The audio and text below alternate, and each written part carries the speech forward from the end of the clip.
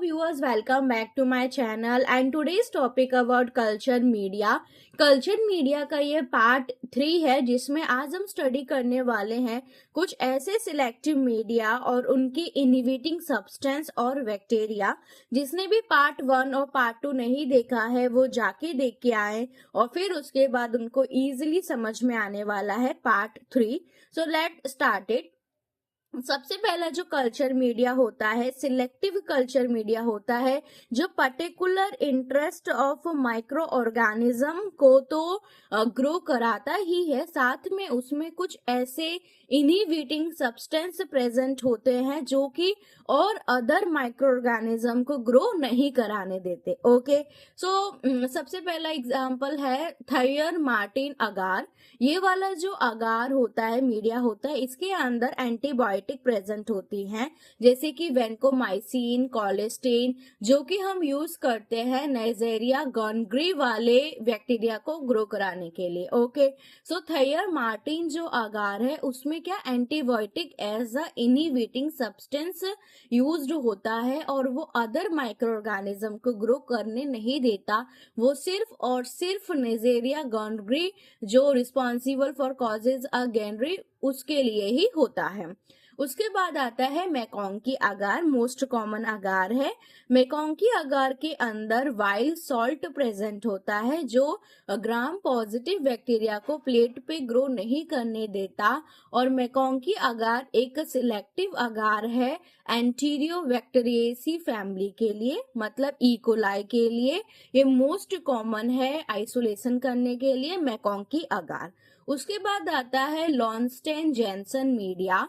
LG media जो होता है उसमें मेलाकाइट ग्रीन प्रेजेंट होता है जो कि एज अ इनहिबिटिंग सब्सटेंस की तरह काम करता है और एलजी मीडिया जो हम यूज करते हैं वो हम माइकोबैक्टीरियम ट्यूबरक्लोसिस के लिए यूज करते हैं। मैनिटोल सॉल्ट अगार।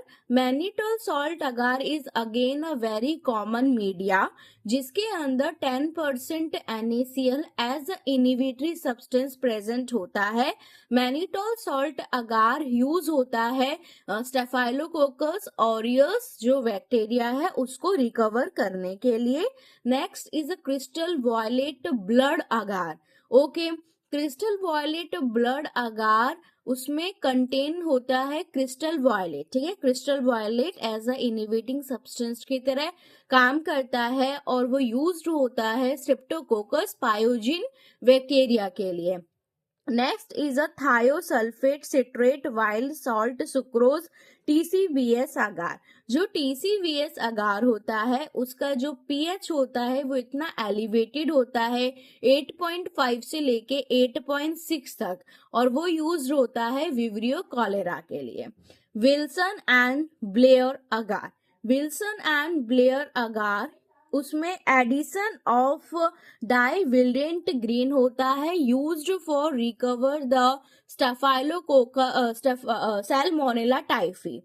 जो विल्सन एंड ब्लेयर अगार होता है उसके अंदर विल्डेंट ग्रीन डाई प्रेजेंट होता है और वो यूज होता है रिकवर करने के लिए सैल्मोनेला टाइफी को।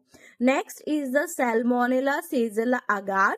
सैल्मोनेला सीजेला जो अगार होता है उसमें वाइल्ड सॉल्ट और विल्डेंट ग्रीन और सोडियम सिट्रेट प्रेजेंट होता है जो एक्ट करता है एज अ इनहिबिटिंग सब्सटेंस और वो यूज होता है आइसोलेशन ऑफ सैल्मोनेला टाइफी।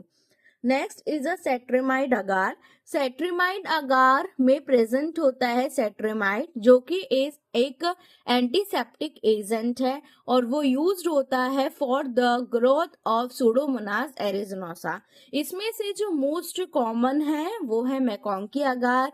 मैकोंकी अगार को आप हमेशा याद रखना कि वो एंटीरोबैक्टीरियेसी के लिए होता है। इसमें से जो मोस्ट कॉमन होते हैं जो फार्मा में बहुत इंपॉर्टेंट होते हैं वो होता है सबसे पहले MacConkey agar. MacConkey agar used for Enterobacteriaceae family के लिए।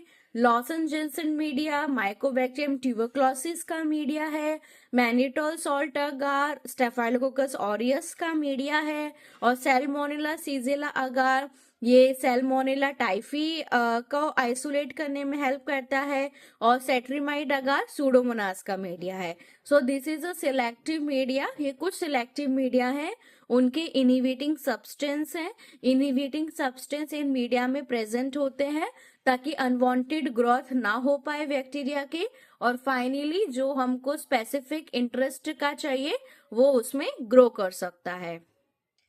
How selective media work, selective media काम कैसे करती है उसका एक एग्जाम्पल देके आपको मैं समझाती हूँ कि मैकॉन्की अगार मीडिया है। मैकॉन्की अगार मीडिया एक डिफरेंशियल मीडिया भी है, लेकिन हम इसको यहाँ पे सिलेक्टिव मीडिया की तरह पढ़ रहे हैं।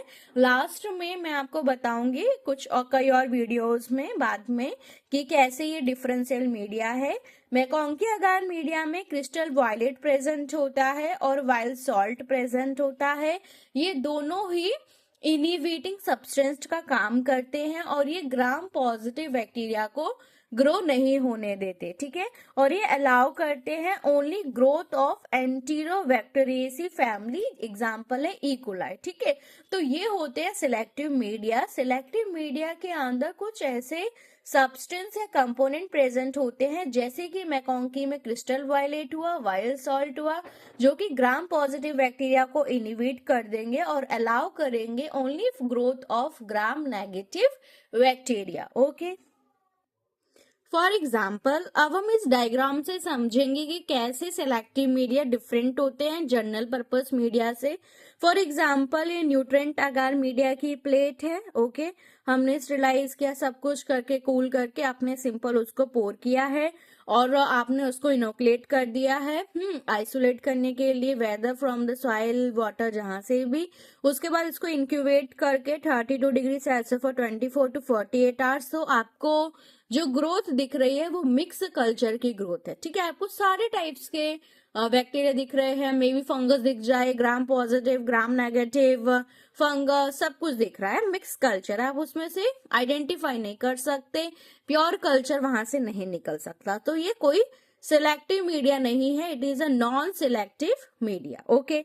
और वहीं पे ही हम मैकॉन्की अगार ले लें, उसको प्रिपेयर करें, ऑटोक्लेव करें, स्टरलाइज करें, कूल करें, पोर करें, इनोकुलेट करें, आफ्टर दैट इंक्यूबेट करें 32 degree Celsius for 24 to 72 hours पे देखेंगे तो हमको एक पर्टिकुलर प्योर कल्चर वहां से मिलेगा, क्योंकि ये मैकॉन्की है, इसमें आपने पढ़ा है अभी क्रिस्टल वायलेट और वाइल्ड सॉल्ट होगा, तो ये ग्राम नेगेटिव बैक्टीरिया की ग्रोथ कराएगी only. So this is a selective media, okay. So nutrient agar media general purpose media, growth of every kind of a culture, and selective media selective होता है, growth of particular specific bacteria only, okay. Next media रह गया है वो है differential और indicator media. जैसे कि इसका नाम ही डिफाइन कर रहा है कि ये माइक्रो ऑर्गेनिज्म को डिफरेंशिएट करता है। कुछ इंडिकेटर्स होते हैं इसमें, सर्टेन इंडिकेटर्स, कुछ डाइज या कुछ मेटाबॉलिक सब्सटेंस होते हैं इसके मीडियम के कंपोजिशन में, जो कि डिफरेंट कलर देते हैं डिफरेंट माइक्रोबियल स्पीसीज। अगर एक ही प्लेट पे दो अलग स्पीसीज या दो अलग बैक्टीरिया ग्रो कर रहे हैं तो मे बी ये रेड पिंक कलर दे दे, तो ये कलर के बेसिस पे भी हम इसको स्पीसीज को डिफरेंशिएट करते हैं। डिफरेंशियल और इंडिकेटर मीडिया ये बोलते हैं हम इसको।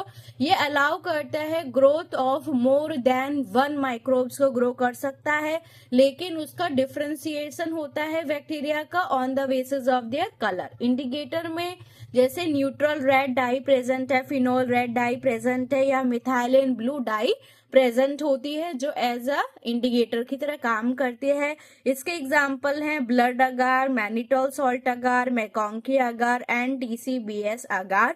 जैसे कि मैं आपको एग्जाम्पल देती हूँ mannitol salt agar. Mannitol salt agar का जो प्लेट बनती है वो बेसिकली पिंकिश या रेडिश पिंकिश जैसी होती है।